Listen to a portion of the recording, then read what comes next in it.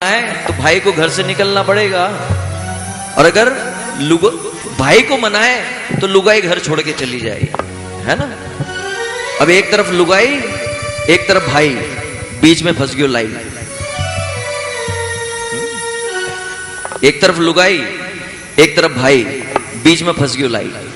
कहीं करे कहीं करे। नरसिंह जी भाई कुछ बोले नहीं, चुपचाप खड़े। लेकिन यहां पे भी भगत की पहचान, बड़े ध्यान से सुनना, भगत की पहचान है ये।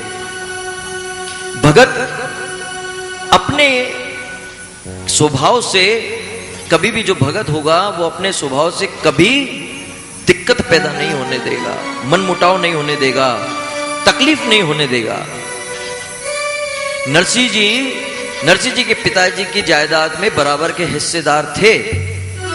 चाहते तो वो भी अपने बड़े भाई की तरह बड़े कमरों में, आलीशान कमरों में और बिल्कुल सुख से जीवन व्यतीत कर सकते थे, लेकिन वो ठाकुर जी के प्रेमी थे।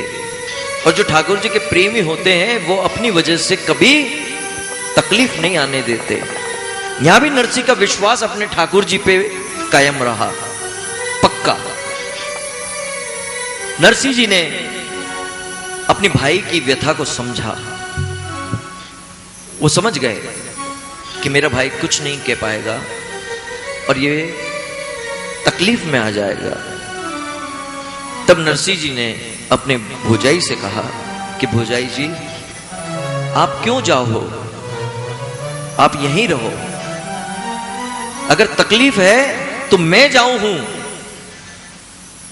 मैं इस घर से मैं खुद चलो जाऊंगा, पर तने जाने की जरूरत नहीं है।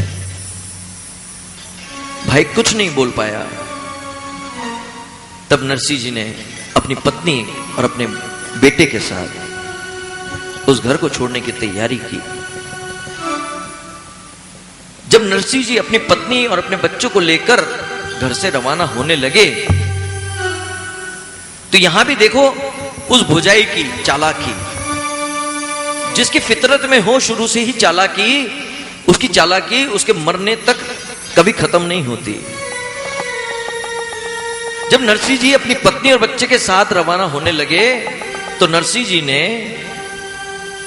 जी की भोजाई ने नरसिंह जी को कहा कि इनको कहां ले जाता है,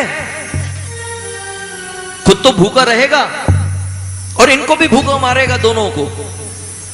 नरसिंह की भोजाई के दिल में यह करुणा क्यों आई?